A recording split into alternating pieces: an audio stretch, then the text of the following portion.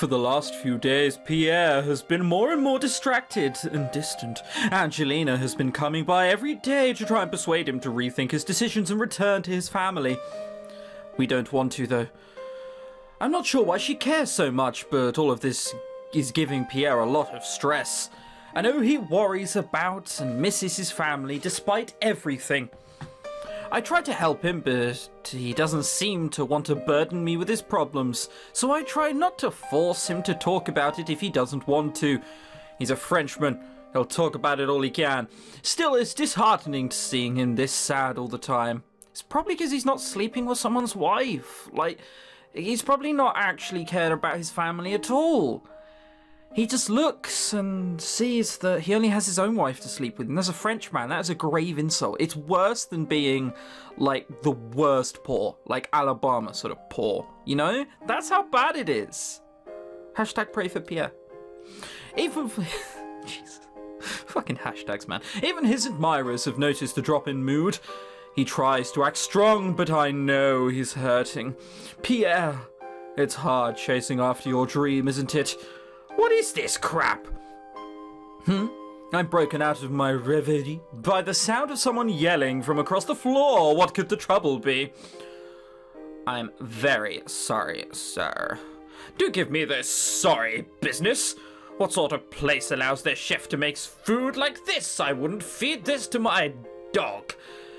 I never got that phrase. I mean, you still feed dog nice stuff that they enjoy, not just a turd on a plate. I will take it back to the kitchen No. Bring the chef responsible for this to me. I need to give him a piece of my mind. Christ, this customer is aggressive. As you wish, sir.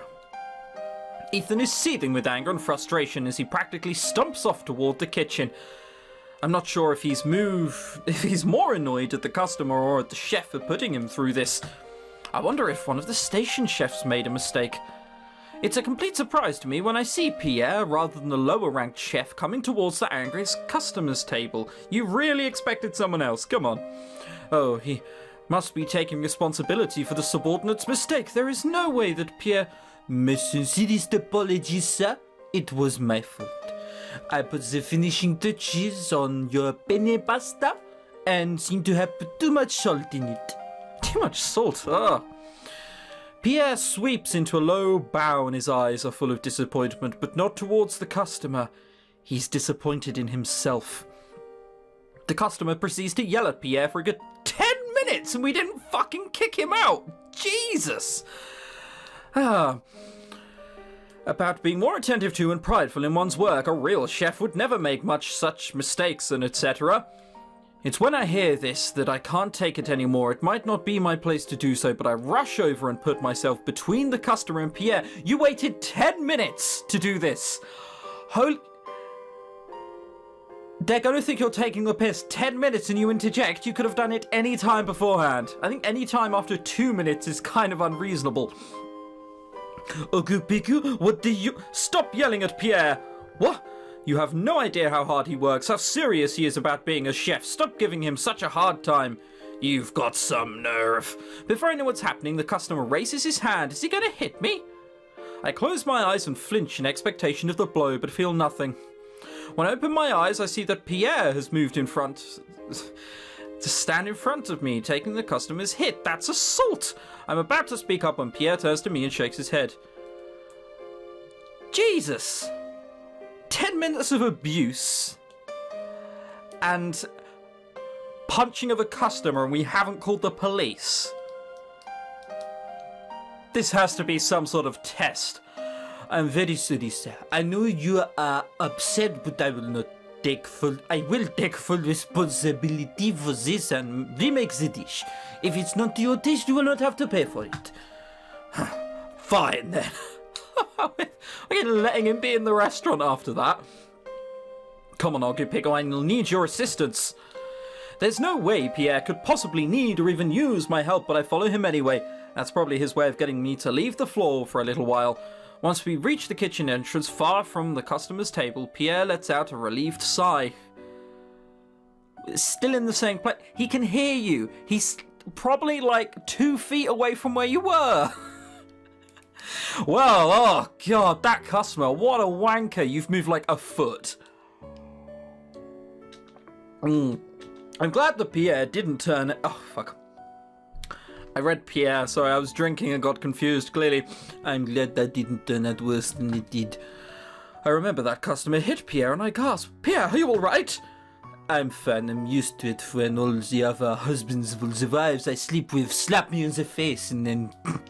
Can't say what I was about to say and demands that I repay them.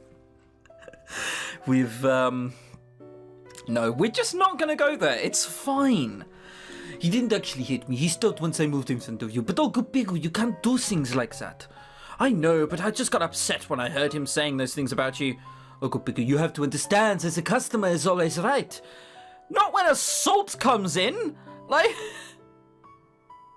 The customer is always right up until he starts hitting people. Ethan says that all the time. And he's correct in saying so. If the customer says the dish is bad, the dish is bad. It's our job as servicemen to provide a good experience. What if they don't have any taste buds and they're going on like texture? And they're like, no, I will have this. Yes, I would like popping candy on crackers, please. Like, what are you going to do with that? Oh, well. Unfortunately, sir, we're a bit fucked. I'll see what I can do. A customer who's upset is capable of many things. You're a girl, you know. You shouldn't put yourself in a situation like that. You're a girl. Blatant sexist. That's actually sexism as well. I'm not much... I'm like not a chauvinist in any sense. I'm the sort of person who'll hold a door open for people regardless of sex. It's a weird thing, I know. I know, but Pierre, he was saying such awful things. There's a really awkward etiquette with the men's bathroom door. Do you hold that up for other men as they come? I do, but then some people like... Thanks, I guess? You know, it's sort of a bit weirdly intimate. He wasn't entirely wrong. I made a terrible mistake. I should have been paying more attention. A true chef would have shagged someone's wife. I know. You didn't even need salt, mate. You'd be using the spaghetti... Well, it was penne, wasn't it? You'd be using the holes as, like, lubricant for future endeavours. That's what a true fucking Frenchman and chef would do. Rubbish, only putting in extra salt. He looks so sad now. He doesn't. I'm sure he's thinking about how doing this isn't in line with achieving his dream at all. I've never seen something like this happen to you before. I've had a lot on my mind recently. It's about what Miss Adams was talking about, isn't it? The words are out of my mouth before I consider the propriety of my question, but Pierre doesn't look annoyed with me. It would seem that Angelina gave my family my contact information. I'm afraid they've been calling me non-stop. I am my father's only possible heir. That's a true fact. I guess I can't blame them for wanting to come back. I don't know. This accent is fucking all over the place. In the last episode, it definitely slipped into Italian at one point. But Pierre, it's your life, you know. You can't let them live it for you. You're right, Uncle Pickle. You're so wise and kind. The look he gives me is full of lust. And even though I have a boyfriend, I must sleep. Sorry, I've done it again. I've gone into the French mentality. I hate it when that happens, don't you? It's the worst. The look he gives me is so tender, that I can't maintain eye contact. I look down at the ground and try not to look too much like a tomato. What, are you going to start spouting green hair? Bleeding profusely? Tell that bad joke that punchline always ends in ketchup? Like, whatever. Well, you should probably get to remaking that dish. Wouldn't want that man to get even more upset with you. I suppose so. Thank you for standing up here with me, Uncle Pickle. It really meant a lot to me. But next time you really shouldn't argue with the customer. Okay, I'll try to keep that in mind. Can you give me that fucking half-broken bottle? Don't. Pierre walks back into the kitchen to get back to work. This time the dish is absolutely perfect and the customer has nothing to complain about. I think he'd find some way. A few days later, not even later that day. I show up to the restaurant early one day and start getting to work. Seeing Pierre work so hard at his job even when his family is pressuring him makes me want to try my best too. To Liam's surprise, I help out with most of the duties until it's time to open. It just sounds like we're being lazy most of the time, and this is what is expected of us, but whatever. It's when Ethan shows up to work that I realise something, though. Pierre hasn't shown up to work yet. He's not here? Strange. Pierre usually here before I am. I hope he's not slacking off somewhere. Slacking off? He always gets here before you do. Whatever. I wonder if he's sick or something. He should have called if that were the case. Despite Ethan's words, however, it's obvious that he's worried about Pierre too. This has taken all of us by surprise. Well, Pierre's not actually needed in the kitchen until the station chefs are finished prepping, so isn't it okay? He might just be running a little late this morning. Those wives don't sleep with themselves. I agree, there's no way Pierre would slack off on his duties. He loves working here more than anyone else. Don't mollycoddle him too much. There's no need to look upset, Ogu-Pigu. All of us know how hard Pierre works. I'm sure he'll turn up in a bit. I'll go see if we can get one of the other chefs to take place in the event that he doesn't show up. But Ethan, let's just hope it doesn't come to that. His dishes really are the best. That might be the nicest thing Ethan's ever said about Pierre, but I'm not in the right state of mind to appreciate it. We'll all pace up nervously around, waiting for Pierre to come to work. Unfortunately, he never does. Have his family captured him? Sometime later, Pierre never showed up to work that day, and we don't see him for several days after that either. Not even a call. What a penis. He doesn't leave a note, doesn't call in, nobody knows where he has gone. Ethan goes out to check his apartment, but finds it vacated. We might have to assume the worst at this point. He's quit without giving any notice. But why would he do that? There's no way Pierre would... I think about all the times he's told me about his dream, about how honored he is to be a sous chef. Someone that proud of his work would never just run away. They would, but let's not go into that.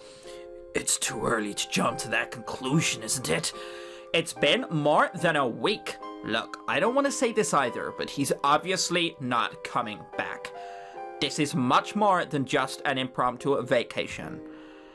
Maybe his family. My eyes widen at this. You know about Pierre's family? Of course I do. I've been working here with Pierre a long time. If he's gone back to his family, then there's nothing more we can do. Hello? He's made his choice. We need to move on. He would never do that. Ethan, Pierre loves being a chef. Do you know that for sure? He's been acting oddly for a while now. How do you know he didn't just change his mind? That's why he left without a word. He's too embarrassed to face us after saying all those pretty words about dreams. Sounds like you fucking average Kickstarter newbie. Ethan.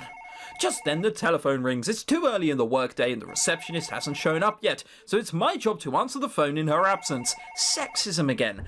The woman's job. How could you? This is Ristorante Amore. Ogu-Pigu speaking. How can I help you? Ogu-Pigu? I would recognize that voice anywhere. It's a poorly done French accent. Pierre!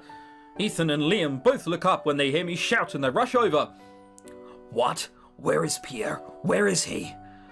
Tell him that if he doesn't get his butt back here, I cover the mic on the phone and shush them. Pierre, where are you? Where have you been?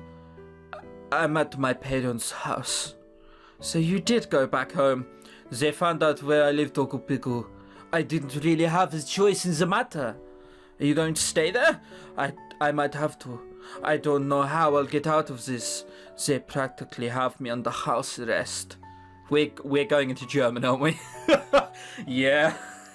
That last sentence he was definitely heavily clad in leather for. But also, the more they talk to me, the more I think that perhaps they're right. My work has been slacking lately just because of a little stress. Maybe I don't have what it takes to be a real chef. Yell some sense into him. Go the gentle approach. I don't know which one to pick. We're solemn, however. The gentle approach. And are you really happy with that? What? If you stay with your parents, sure, you'll be able to return to a comfortable life where you'll never have any stress or worry. You might succeed your father and become a big businessman. I take a deep breath.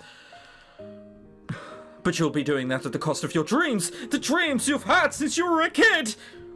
I know it's hard to go against your parents. I too want to please my parents and do right by them and also fail as badly as you do. But it's your life, Pierre, so live it yourself. Uncle Pickle, do you believe in me? Of course I do. Then, wait for moi. I'll be back. I promise. I can hear a commotion starting on the other end of the line. I've got to go now, but please remember what I've said. I won't let you down. Wait! Pierre hangs up the phone. I sit there with the phone up to my ear, shocked. But eventually all I can hear is a dial tone. So it was just as expected. Ethan. But he was forced. It's not like he wanted to go. These two have an amazing hearing. Ethan is staring at me with a look on his face that I've never seen before. It might just be admiration, or am I overthinking things? I think it's smugness. Well, if he said he'd be back, he'll be back. Ethan, don't look at me like that. It's not like I ever wanted him to be gone. Ethan turns to get back to work. He'd better keep his promise, that idiot. Liam and I exchange glances and laugh. A few days later, he'll be back for us. We believe in this love. A few days go by and we still haven't heard anything else about or from Pierre. Living under house arrest must be tough. The other chefs have a hard time filling in for him. None of the station chefs have enough experience yet to really take his place in the chef de cuisine. Really? The chef of cuisine. That's a real position? The chef de cuisine is busy with his own duties. He's too busy trying to fucking figure out what his job is. So we tried our best to carry on without Pierre without much success. The customers were even beginning to complain about the food's drop in quality. It's pasta! Fuck off! What are they doing? Burning it? Oh, you must taste this spaghetti bolognese, truly. The spaghetti oregano and tomato mix is just something you've never tasted before, you know? Like, come on. We have a lot of dinner reservations tonight, so it'll be pretty busy. Everyone should stay on their toes. Once the dinner period starts, we all get into position. Over the course of an hour after the restaurant opens, customers come to Ristorante in droves. One in particular, though, catches my eye, and not in a good way. It's Miss Adams. What is she doing here when Pierre isn't here for her to talk to? Ethan's busy with other tables, though. Do you want me to take care of her? This is the first dinner shift Laura's done in a while, so she hasn't been.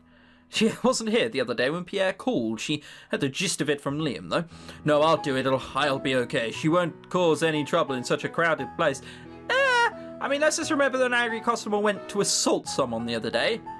I hope you're right. I steel myself for whatever might happen and walk towards Miss Adams' table. It occurs to me that this might be the first time that I really talk to her one-on-one. Welcome to Ristorante Amore. Might I take your order? Oh, so it's you, the gloomy-faced guys, and my waiter today.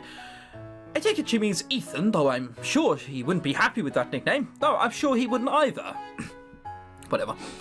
Ethan's serving other tables right now. We're very busy tonight. Well, why don't you get me some champagne? I feel like celebrating. Oh, really? What's the occasion? I'm getting married. To Pierre? Let me guess. I don't envy her fiancé. But everyone deserves to be happy. And I'm perhaps being a little harsh. I'm sure Angelina only wanted what she was best for to Pierre. Oh, who saw that coming? Oh, wait, I did. I'm just a genius. And I'll be honest, guys, I have a secret share. I found that out because I have a crystal ball here. All of that is lies. It was telegraphed. It was really obvious.